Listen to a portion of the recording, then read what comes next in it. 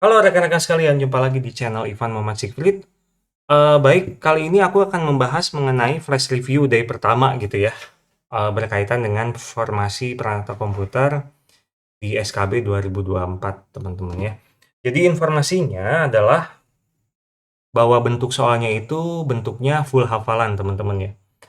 Eh, Hal ini mengakibatkan bahwa persaingan akan semakin ketat tentu saja teman-teman ya. Bahkan saya juga dapat info bahwa untuk hari pertama ini ada yang sudah mencapai nilai 495 gitu teman-teman. Jadi silakan nanti teman-teman coba cari cara gitu ya berkaitan dengan hafalan ini. Bentuk-bentuknya adalah ada informasi bahwa singkatan-singkatan pun termasuk gitu teman-teman ya. Jadi teman-teman silakan nanti sehabis ini coba cari singkatan-singkatan yang berhubungan dengan submateri yang berhubungan dengan perangkat komputer, atau dari kisi-kisi gitu teman-teman ya. Jadi nanti teman-teman coba tuliskan aja dan juga, eee, hafalkan aja gitu ya teman-teman berkaitan dengan, singkatan-singkatan tersebut gitu teman-teman. Barangkali ada satu atau 2 atau 3 soal yang keluar itu nanti teman-teman yang akan diuntungkan ya, berkaitan dengan hal ini. Jadi persaingan menurut aku menjadi lebih lebih ketat ya teman-teman. Tidak ada perbedaan antara yang fresh graduate yang dan juga yang berpengalaman kerja. Karena kalau misalkan level soalnya itu penalaran, pasti yang diuntungkan adalah yang berpengalaman kerja gitu teman-teman. Sementara untuk yang ini yang full hafalan, semua orang itu bisa menghafalkan dan tentu saja tingkat kerumitan atau tingkat persaingan akan semakin ketat gitu ya teman-teman. Usahakan mentargetkan lebih dari 450 gitu ya teman-teman nih untuk SKB ini, seperti itu teman-teman. Kemudian untuk, yang kedua, aku dapat informasi seperti yang di layar ini teman-teman ya. Jadi ada pertanyaan, kegunaannya itu apa gitu ya. Contohnya adalah IT government itu apa, kemudian ISO XXS itu untuk apa, big data itu untuk apa, keperluan AI itu untuk apa, manajemen layanan IT itu untuk apa, manajemen risiko IT itu untuk apa, metode Scrum itu apa. Sebetulnya ini udah aku jelasin gitu ya beberapanya di video-video sebelumnya, dan juga ada beberapa bagian yang memang aku tidak jelaskan di SKB Perangkat Komputer, tapi di playlist penata kelola sistem dan teknologi informasi. Silakan nanti teman-teman coba mix aja gitu ya. Coba cari di playlist yang sebelah, kira-kira apakah ada nggak yang relevan gitu ya eh, dengan materi-materi yang ada di layar ini gitu teman-teman ya. Baik, sekarang mungkin aku akan coba gini aja teman-teman. Aku akan coba membahas gitu ya, dan juga melakukan flash review gitu ya, berkaitan dengan IT government dan lain sebagainya gitu ya. Jadi teman-teman selain tahu bentuk soalnya itu seperti apa, teman-teman juga bisa dapat semacam insight gitu ya dari review ini gitu teman-teman. Kita lihat IT governance ya. Jadi IT governance itu atau biasa kita sebut sebagai tata kelola teknologi informasi adalah proses untuk memastikan penggunaan teknologi informasi atau TI berjalan dengan baik teman-teman ya dan efisien. IT governance dapat membantu organisasi dalam berbagai hal seperti meningkatkan kinerja, mengontrol resiko, mendapatkan kepercayaan dari stakeholder, meningkatkan kualitas data, mengoptimalisasikan investasi teknologi informasi gitu ya. Jadi yang jadi fokus adalah yang ditandai ini teman-teman ya. Jadi proses untuk memastikan penggunaan teknologi informasi berjalan dengan baik dan efisien gitu teman-teman. Nah, aspek-aspek yang berhubungan dengan IT governance itu ada beberapa hal, salah satunya adalah strategic alignment, value delivery, risk management, resource management, dan juga performance management teman-teman ya. Jadi kalau untuk strategic alignment itu menyelaraskan strategi IT dengan strategi bisnis organisasi. Ketika kita bicara masalah strategi bisnis organisasi, itu nanti kita dukung gitu ya dengan menggunakan strategi IT juga gitu ya. Ketika kita lihat dari strategi IT, kita juga harus menyelaraskan gitu ya dengan strategi bisnis organisasi. Tidak boleh strategi-strategi ini tidak selaras teman-teman ya. Jadi harus satu jalan, harus satu tujuan, satu visi, satu misi gitu teman-teman. Itu untuk strategi alignment. Kemudian ada value delivery teman-teman ya. Jadi memastikan IT memberikan nilai terhadap tujuan organisasi. Jangan sampai IT ini tidak memberikan value terhadap tujuan organisasi, bukannya mendorong tapi memperhambat. Nah, itu tidak boleh teman-teman ya. Jadi harus mendorong eh, akselerasi gitu ya, pertumbuhan dari tujuan organisasi. Itu adalah fokus dari value delivery, teman-teman. Kemudian ada risk management, teman-teman. Memastikan risiko IT dikelola dengan baik. Di risk management ini, eh, kita harus memastikan bahwa teknologi informasi yang kita punya itu selalu terupdate dan juga selalu aman gitu ya, digunakan dalam kurun waktu tertentu, seperti itu teman-teman. Jangan sampai setelah ada IT, malah ada celah keamanan yang tadinya citra kita baik, menjadi buruk gitu ya teman-teman. Nah, itu adalah risk management yang harus kita kelola secara baik gitu teman-teman ya. Kemudian ada resource management, memastikan sumber daya IT dikelola dengan baik, bagaimana teknologi informasi itu bisa dikelola dengan baik, ketika ada permasalahan ada pihak yang bisa membetulkan gitu ya. Itu adalah resources management. Kemudian ada performance management teman-teman ya, menjamin performa layanan yang dihasilkan sesuai dengan hasil yang diharapkan. Jangan sampai kita membuat suatu sistem informasi gitu ya, tetapi tidak sesuai dengan yang kita harapkan. Yang tadinya kita inginnya BISPRO itu berjalan selama 7 hari, kita ingin pangkas jadi 1 hari misalkan, itu malah dengan kehadiran sistem teknologi informasi ini menjadi extend lama gitu ya, jadi 2 minggu misalkan. Nah, itu jangan sampai kayak gitu teman-teman ya.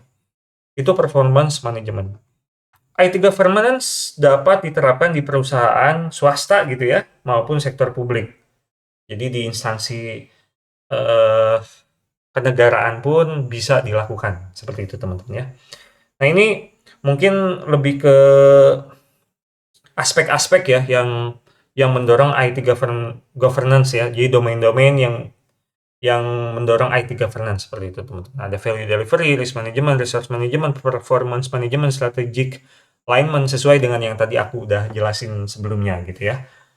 Baik, kita lanjut teman-teman ke beberapa istilah berkaitan dengan ISO dan kegunaannya. Di ISO 27001 itu sistem manajemen keamanan informasi teman-teman ya. Jadi bagaimana kita menstandarkan sistem manajemen berbasis keamanan informasi gitu ya teman-teman. Jadi informasi yang di dalamnya itu harus aman, bagaimana pengelolaan data pribadinya dan lain sebagainya teman-teman ya. Kemudian ada ISO 27002. Ini adalah best practice ya, kontrol keamanan informasi, bagaimana keamanan informasi ini dikontrol dan juga dilakukan gitu ya secara operasional seperti itu teman-teman. Kemudian ISO 22301 itu manajemen keberlangsungan bisnis, bagaimana bisnis itu bisa tetap berlanjut, bagaimana memanage jalannya suatu bisnis gitu ya. Itu dijelaskan di ISO 22301. Kemudian ada ISO 20.000 yaitu manajemen layanan IT, bagaimana IT itu dari berbagai aspek, tidak hanya kita menyediakan hardware-nya saja atau software-nya saja, tapi kita juga mencoba untuk memberikan juga purna jualnya gitu teman-teman ya. Dan juga bagaimana perusahaan itu menilai bahwa IT yang memang sudah diadakan itu memang memberikan value terhadap perusahaan dan juga karyawannya, seperti itu teman-teman ya. Jadi ISO 20.000 cerita tentang hal yang tadi aku udah ceritakan. Kemudian ada juga ISO 31000 yaitu manajemen resiko, termasuk resiko IT. Bagaimana kita mengelola resiko, bagaimana caranya kita menganalisa, mengidentifikasi, dan juga bagaimana kita mengelola resiko itu agar tidak makin menyebar gitu ya teman-teman ya. Kemudian ada ISO 29100, kerangka kerja privasi informasi, bagaimana informasi itu bisa dijaga agar tetap private. Kemudian ada ISO 25010, model kualitas dari perangkat lunak. Kemudian ada ISO 15408, evaluasi keamanan produk IT, bagaimana kita mengevaluasi produk-produk IT kita itu apakah aman atau tidak, itu bisa kita lihat di ISO 5408. Kemudian ada ISO 38500, yaitu tata kelola IT untuk mendukung tujuan bisnis ya. Jadi bagaimana IT itu mendorong akselerasi pertumbuhan bisnis kita gitu teman-teman. Itu ada di ISO 38500 gitu ya. Kemudian ada ISO 19770, manajemen aset perangkat lunak, bagaimana kita memanage aset-aset perusahaan khusus di bidang perangkat lunaknya gitu ya. Kemudian di sini ada ISO 27701, sistem manajemen privasi informasi. Ada ISO 12207, yaitu proses siklus hidup perangkat lunak, bagaimana perangkat lunak itu awalnya dibuat gitu ya, kemudian dikelola, kemudian dimonitor, kemudian di-destroy gitu ya. Itu ada di ISO 12207 ini.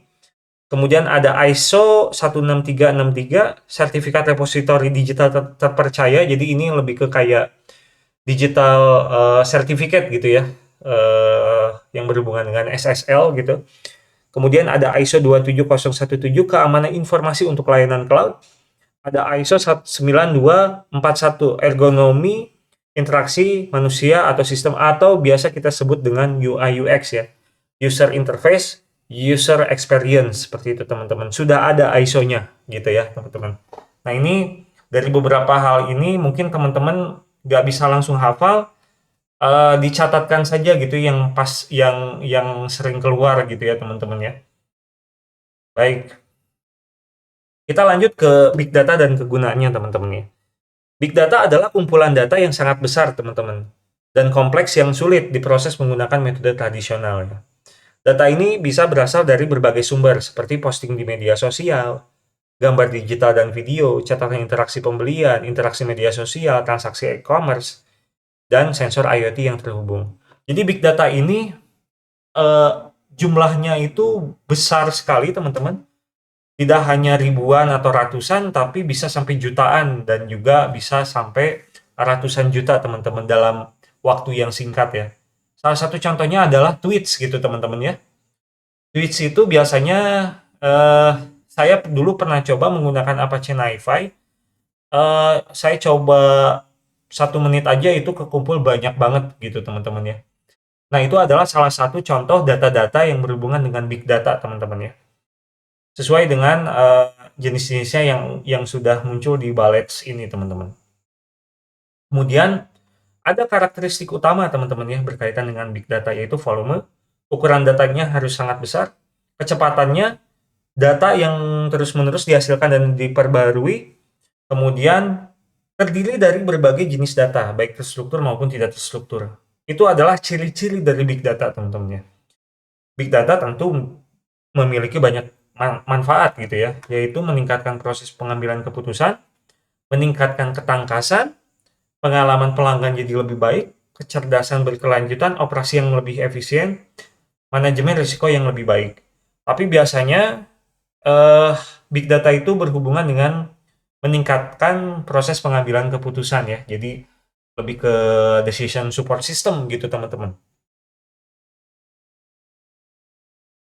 Untuk mendapatkan nilai dari big data, diperlukan cara dan alat baru untuk memprosesnya.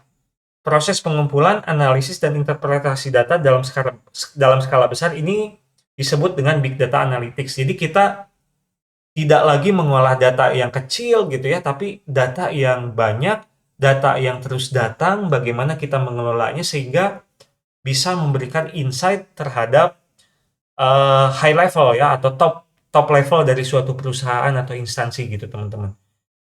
Kita harus sampai ke paradigma itu gitu ya teman-teman ya.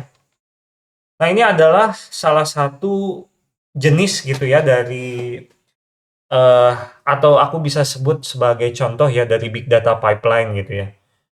Mulai dari proses capture dan lain sebagainya hingga bisa kita gunakan gitu ya di akhirnya.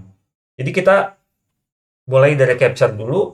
Di sini kita lihat ada data-data itu bisa berawal dari data mobile, data web apps, kemudian microservice, ada IoT di sana, kemudian ada batch data yang akan terus-terusan datang gitu ya teman-teman ya, tanpa bisa kita kontrol berhentinya kapan. Dari data-data ini, kemudian kita lakukan ingesting teman-teman ya, atau kita cerna data-data ini dan juga kita simpan akhirnya di data lake atau data warehouse seperti itu teman-teman. Perbedaannya apa antara data lake dan juga data warehouse? Data lake itu datanya masih serampangan teman-teman. Banyak tapi serampangan gitu ya. Masih belum teratur gitu teman-teman. Itu adalah data lake. Tapi kalau data warehouse, datanya itu sudah rapih, sudah tersusun rapih, sudah ditaruh di lemari-lemari yang pas gitu ya, sesuai dengan peruntukannya. Nah, itu data warehouse teman-teman. Jadi kalau tadi data lake itu datanya masih serampangan, masih banyak data yang kotor gitu ya. Tapi kalau data warehouse itu sudah di dalam suatu kabinet atau suatu lemari yang sudah tersusun rapih gitu ya, teman-teman, dan bersih gitu. Nah, dari situ kemudian data-data tersebut kita lakukan computing, teman-teman ya. Kita hitung, kita transformasikan yang tadinya datanya itu mentah, kita transformasikan untuk kemudian digunakan teman-teman ya sebagai dashboard, kemudian sebagai layanan machine learning, dapat digunakan juga sebagai data science atau ilmu tentang data, menggali informasi dari data-data itu, dan juga kita bisa masukkan ke dalam notifikasi gitu ya. Seperti itu teman-teman ya, jadi arsitektur pipeline dari suatu big data ya. Ini eh, kalau misalkan rumit, silakan teman-teman yang penting dipahami aja dulu gitu ya. Bisa nanti eh, kalau masih bingung coba tanyakan ke Google atau coba tanya di kolom komentar di bawah, nanti aku akan balas gitu teman-teman ya. Baik, kita lanjut teman-teman ya ke materi yang selanjutnya, yaitu keperluan AI itu untuk apa ya. Jadi aku akan bahas sedikit tentang AI teman-teman, dan juga mungkin lebih ke kayak taksonominya gitu ya teman-teman ya. Jadi AI itu atau kecerdasan buatan adalah teknologi yang dapat meniru kecerdasan dari suatu manusia, teman-teman ya. Jadi sebetulnya AI itu juga eh, ketika kita bicara tentang AI, khususnya ke LLM ya atau Large Language Model, engine utama dari ChatGPT sekarang gitu ya, teman-teman ya. eh Sebetulnya bentuk atau arsitekturnya itu mirip sekali dengan neuron manusia, teman-teman ya. Sehingga cara berpikirnya pun mirip dengan cara berpikir manusia, gitu, teman-teman. Nah, tapi itu aku jelasin secara secara mudahnya aja, teman-teman ya. Kalau misalkan teman-teman lebih tertarik atau nanti kedepannya tertarik untuk membahas tentang AI, silakan, teman-teman. Itu akan banyak sekali konsep-konsep tentang matematisnya, ada loss function di sana gitu ya. Kemudian ada fungsi aktivasi di sana. Kemudian bagaimana kita menghitung neural network di sana, itu nanti teman-teman bisa belajar di sana. Tapi kalau menurutku untuk saat ini ketika teman-teman sedang belajar mengenai perangkat komputer tidak perlu sampai sana, tapi cukup kulitnya saja gitu teman-teman ya. AI memiliki banyak kegunaan teman-teman ya. Ada analisis data teman-teman, ada pengambilan keputusan, ada keamanan data ya. Jadi AI itu ternyata membantu meningkatkan keamanan data dengan mendeteksi cyber attacks, meningkatkan standar enkripsi data dan mencegah penipuan identitas. Dari mana dia bisa tahu bahwa suatu kode gitu ya itu terdapat risiko keamanan data? Karena sebetulnya AI ini dia belajar dari berbagai macam informasi yang biasa kita sebut sebagai korpus, seperti itu teman-teman ya. Dari situ mereka coba nyari pola, kemudian mereka paham gitu ya. Kemudian ketika kita tanyakan balik ya dia akan menjawab sepengetahuan dia gitu teman-teman. Sehingga dia bisa tahu apakah suatu kode itu dia memiliki kelemahan data atau celah keamanan atau tidak gitu ya. Di sini juga ada efisiensi operasional. AI dapat membantu mengefisiensikan operasional usaha, peningkatan organisasi akurasi diagnosa dalam bidang kesehatan ya dapat membantu meningkatkan akurasi diagnosa. Ketika kita bicara masalah AI, di dalam AI itu ada yang namanya computer vision gitu teman-teman ya. Jadi AI itu nggak hanya GPT aja gitu teman-teman, tetapi ada computer vision di sana, kemudian ada juga hal yang berhubungan dengan machine learning, statistik gitu ya. Jadi domain AI itu luas sekali gitu teman-teman. Nanti aku coba lihat di bawah, kita coba lihat di bawah taksonominya seperti apa ya. Kemudian ada rekomendasi yang lebih baik, dia belajar rekomendasi tersebut dari data-data yang ada identifikasi potensi kecurangan, mereka bisa tahu gitu ya. Ada pembelajaran daring meningkatkan peluang ilmu pengetahuan gitu teman-teman. Nah, kurang lebih kalau misalkan kita bicara artificial intelligence itu sebetulnya kita juga membahas machine learning dan juga deep learning gitu teman-teman. Ketika kita bicara masalah artificial intelligence, di situ ada rule-based system, ada game playing, dan lain sebagainya, dan lain sebagainya. Ada search algorithms, ada planning, ada cognitive modeling, dan lain sebagainya gitu teman-teman ya. Jadi sangat luas sekali teman-teman. Di dalam artificial intelligence itu ada machine learning. Machine learning ini berhubungan erat dengan statistik gitu teman-teman ya. Ada linear regression, ada logistic regression, ada k-means clustering, ada regression, ada SVM, gitu ya. Kemudian ketika kita bicara deep learning, kita membahas masalah MLP, gitu ya.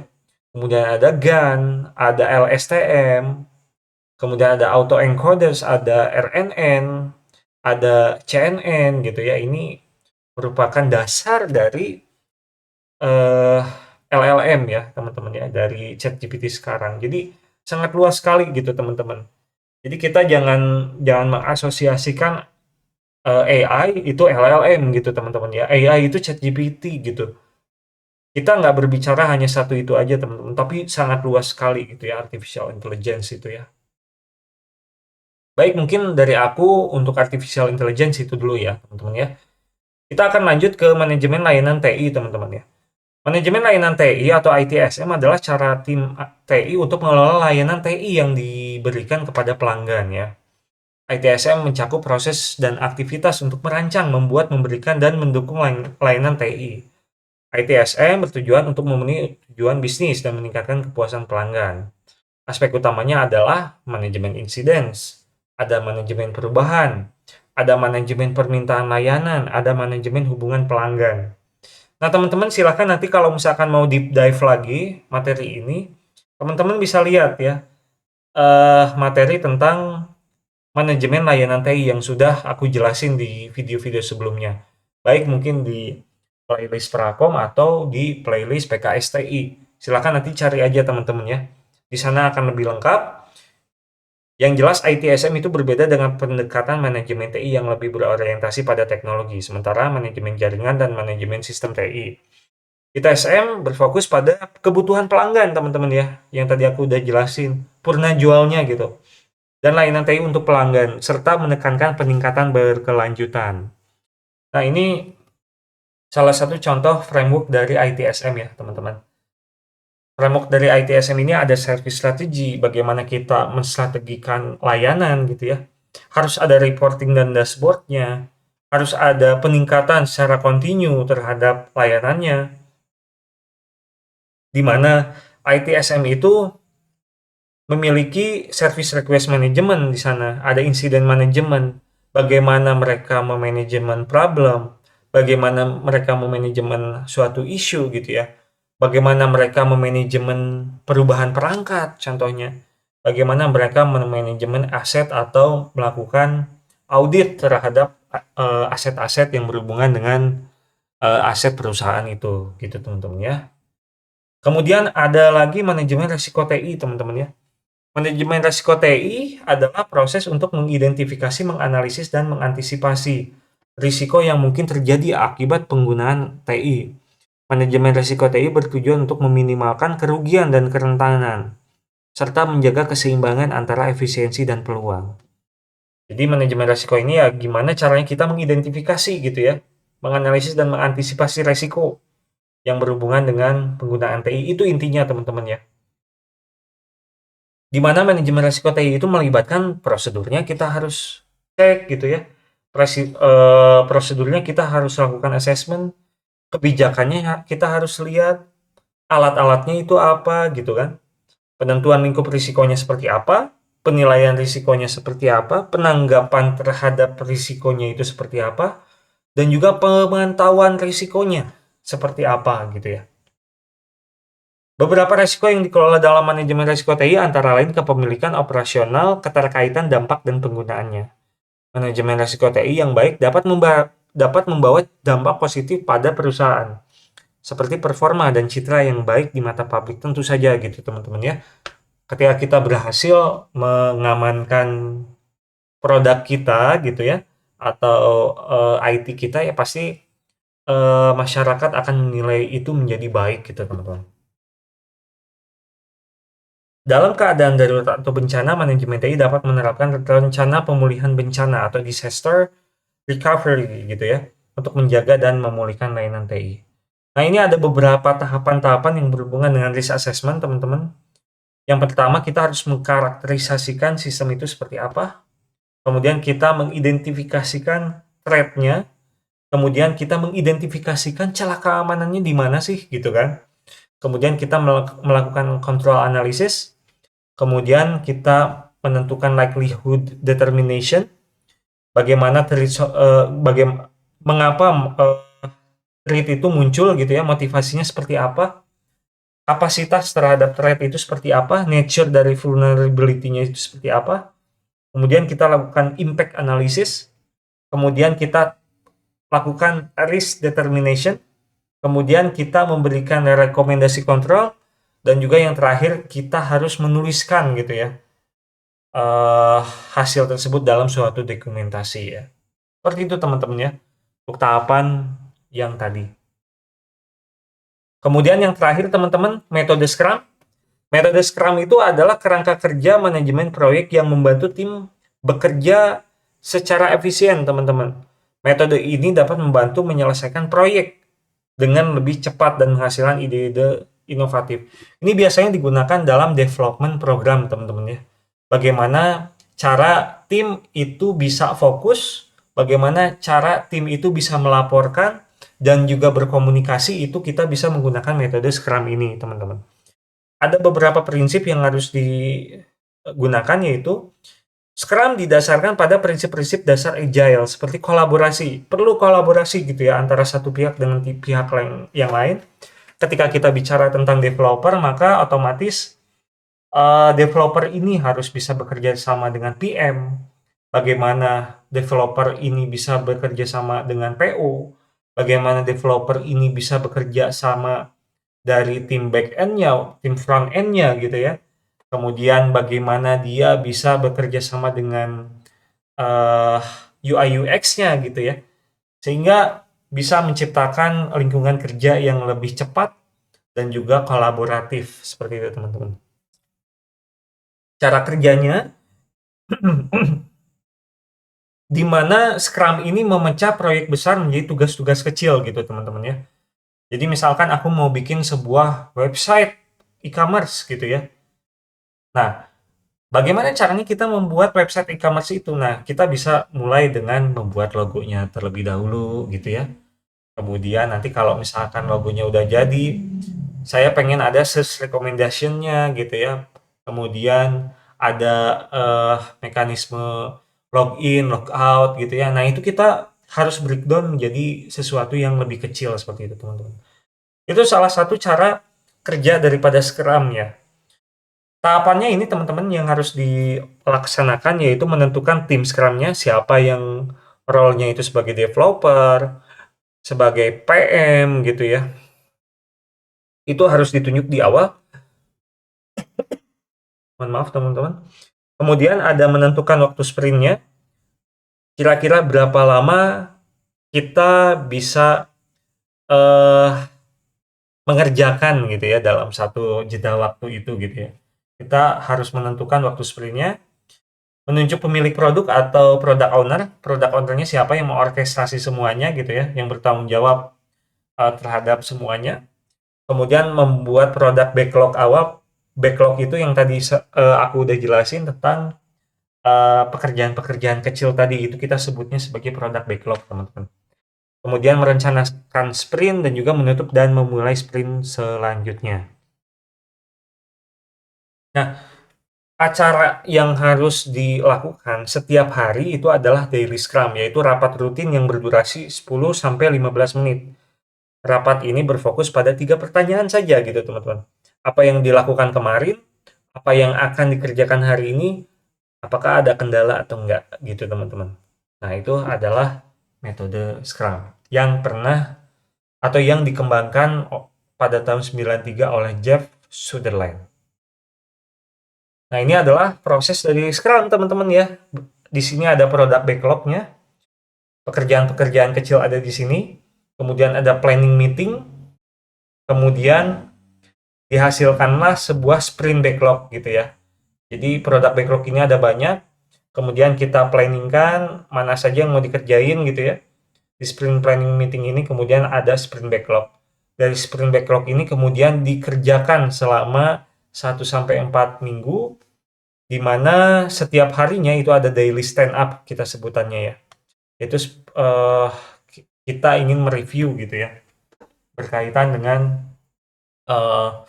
progres yang akan dikerjakan hari ini, apa yang sudah dikerjakan kemarin, dan apa kendalanya gitu ya. Kemudian jika memang sudah beres si sprint ini, kita akan melakukan sprint review dan sprint retrospektif ya. Jadi kita melakukan showcase gitu terhadap apa sih yang kita sudah kerjakan selama 1 minggu ini di bagian sprint review plus sprint retrospektif gitu, teman-teman. Nah, dari situ kemudian ketika sudah selesai kita taruh di finish work untuk kemudian kita lanjutkan pekerjaan kita di sprint backlog gitu ya. Di sini ada beberapa aktor, yaitu product owner, ada tim, ada scrum master, dan juga tim ini bisa terdiri atas developer, back end, kemudian front end, dan juga UI UX designer gitu, teman-teman ya. Nah, itu mungkin dari proses Scrum, teman-teman. Mungkin untuk hari ini itu dulu, teman-teman, yang informasi yang aku dapatkan segitu dulu. Kalau misalkan masih ada pertanyaan, silakan teman-teman tanyakan aja di kolom komentar di bawah. Kalau misalkan teman-teman masih ngerasa kurang, silakan coba googling, teman-teman. Di sana ada banyak sekali informasi-informasi berkaitan dengan informasi ini gitu ya. Aku mohon banget ke teman-teman untuk like, komen, dan juga subscribe biar aku bisa lebih semangat dan juga lebih cepat gitu ya uploadnya. Makasih banget teman-teman. Kemudian terima kasih banget teman-teman udah menonton video kali ini. Saya doakan untuk teman-teman yang akan melaksanakan SKB untuk bisa gitu ya, untuk bisa menyelesaikan persoalan-persoalan yang ada di SKB. Kuncinya adalah teman-teman harus tenang, jangan gugup, karena kalau misalkan udah gugup, kadang-kadang kita lupa gitu ya apa yang kita sudah hafalkan gitu, teman-teman. Jadi kunci utamanya teman-teman jangan sampai gugup. Minta doa kepada orang tua, jangan lupa berdoa agar semuanya dilancarkan. Terima kasih banget teman-teman. Semoga sukses. Sampai jumpa di video selanjutnya. Terima kasih banget teman-teman. Assalamualaikum warahmatullahi wabarakatuh. Bye-bye.